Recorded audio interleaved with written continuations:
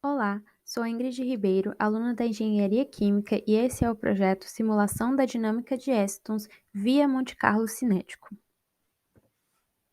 Nesse estudo em vivo, é mostrado que a combinação das terapias fotodinâmicas e fototérmicas usando plataformas de azul de metileno e nanofolhas de óxido de grafeno tem um efeito sinérgico que resulta na total remissão do tumor mamário de camundongos.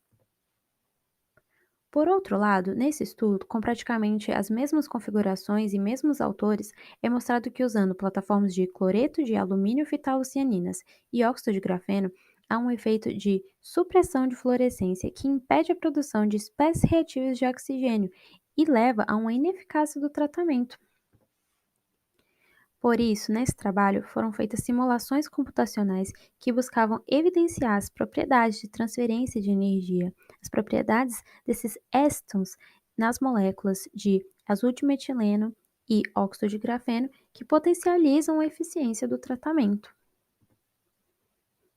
Bom, para simular a dinâmica de éstons, foi utilizado o modelo de transferência Foster, na qual é definido o raio de Foster, ou seja, a distância para a qual a taxa de transferência de Foster é igual à taxa de emissão radiativa. Esse parâmetro é encontrado nessa primeira equação, onde c é a velocidade da luz, kappa é o fator de orientação, tal m é o tempo de vida radioativo, ômega é a frequência angular e d é a taxa de emissão diferencial do doador e alfa A é a seção transversal de absorção do aceitador. Ou seja, esse é um parâmetro dependente do overlap dos espectros das moléculas doadoras e aceitadoras. Uma vez que temos o raio de Foster, podemos calcular a taxa de transferência Foster, que é dada por essa segunda equação, e onde R é a distância entre as moléculas. Quanto ao óxido de grafeno, temos que considerar o fato de que ele é um sistema estendido bidimensional com uma infinidade de tamanhos e massas possíveis.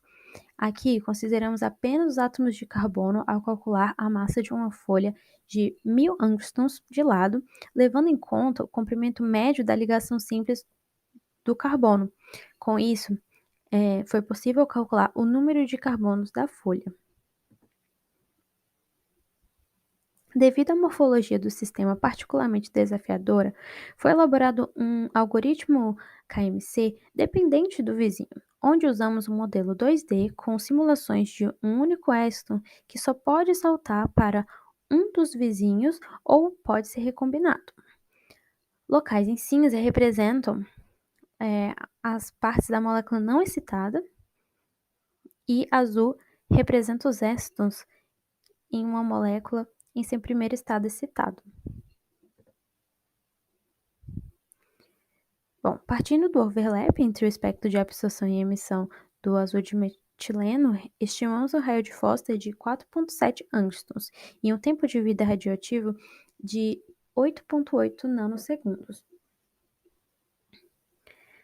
Pelos espectros TR e PL, quando não consideramos agregação, é possível observar que uma diminuição na concentração de azul de metileno causa um aumento significativo do tempo de vida dos écetons, independente da concentração de óxido de grafeno.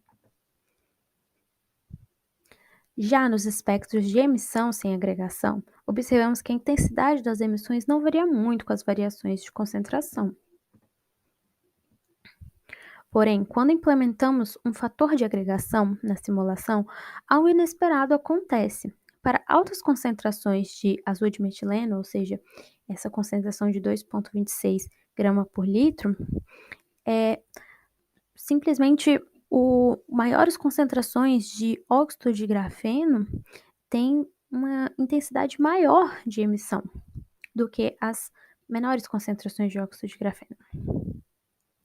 Esse comportamento pode explicar o porquê das terapias de azul de metileno serem mais eficientes do que com as fitalocianinas, pois ele nos indica que quanto mais óxido de grafeno no meio, menos supressão de fluorescência o sistema sofre e, consequentemente, mais eros, mais espécies reativas de oxigênio são geradas no meio e levando a mais morte de células tumorais.